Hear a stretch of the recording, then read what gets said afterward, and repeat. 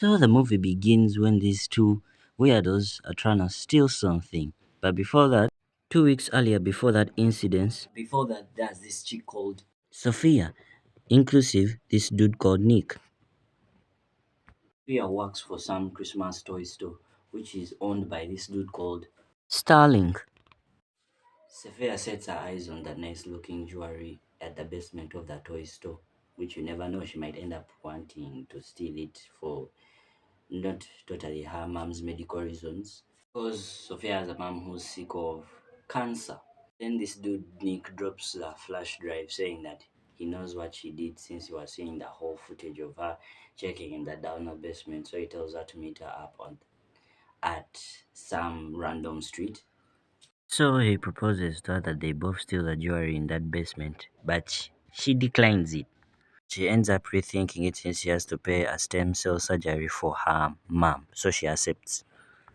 Decide to team up, and Nick at the store is able to create a distraction which gives Sophie enough time to sneak into the basement again.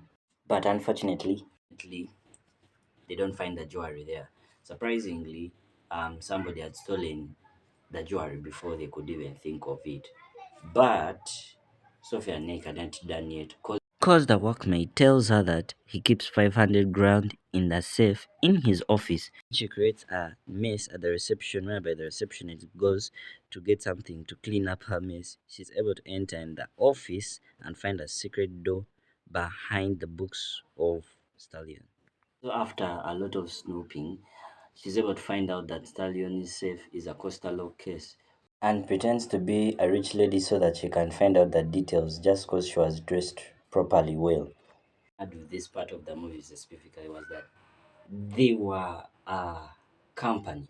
Oh, this is a company that works for high class people, right?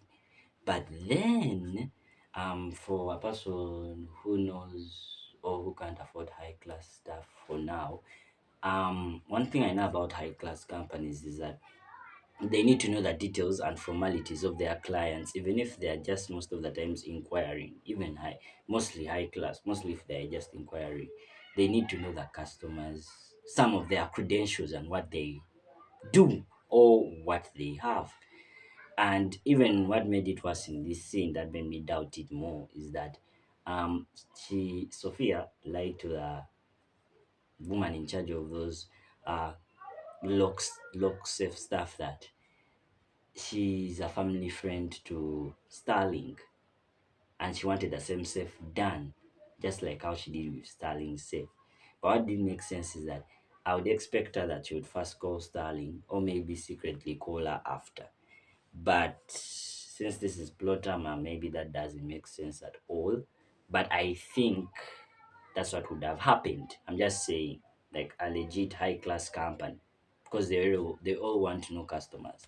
Look at companies like Bugatti, Rolls Royce, Bentley, and those luxury fashion brands that even some people don't know at all. Just saying, didn't make any sense at all according to the plot. Sterling has an app which generates for him 6-digit numbers every single time he opens the vault. But then he also has a key fob which also is linked to the app that generates 6-digit numbers. But then after that, this guy, Nick, comes out clean that he's not actually the one who robbed Starling Toy Store. He's the one who actually came in to program the systems. But once he programmed the systems, that's when all of a sudden cops appeared and said that his programming is the one that made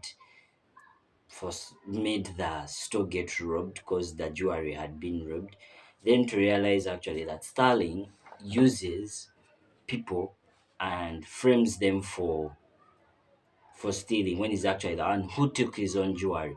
Then after that, he puts back the jewelry, or when he puts back the jewelry, or when he tries to sell the jewelry, he sells it at a higher price in a very sneaky bastard way.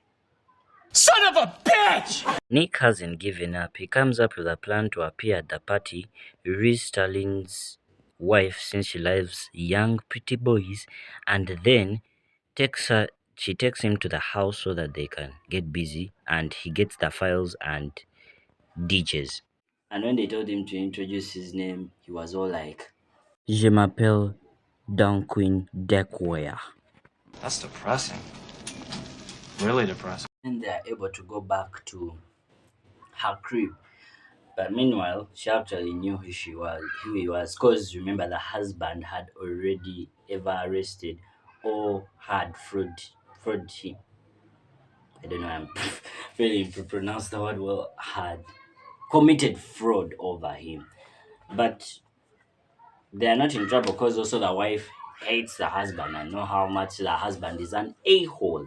So she teams up with them.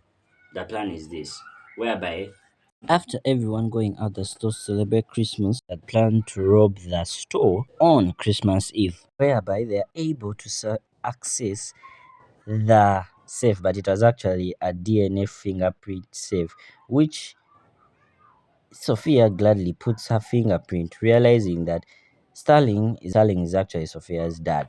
They call Starling to inform him that his store was being robbed, but actually they had put every jewelry there that he had proclaimed had been stolen so that they can expose him and he gets arrested, which makes Sophia happy since she was able to do revenge for her mom.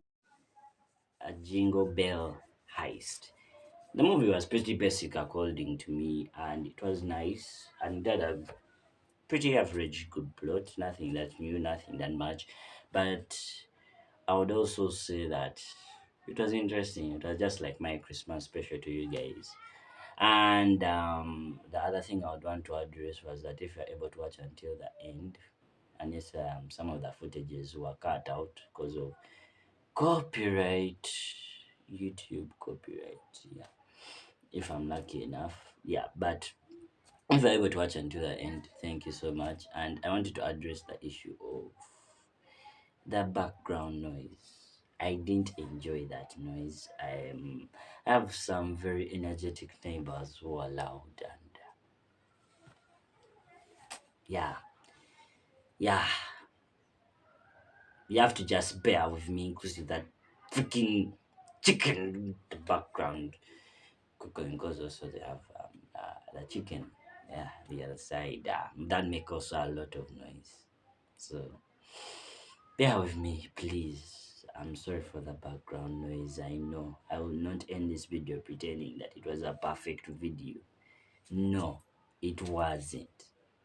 I literally had to put myself under that freaking bed so that I can record thy voiceovers without those people interrupting that much. But I did my best. I hope I really try my best next time. But yeah, for the voice backgrounds, I'm so sorry. You have to bear with me. I don't have a studio around me for now, so you just have to bear with me.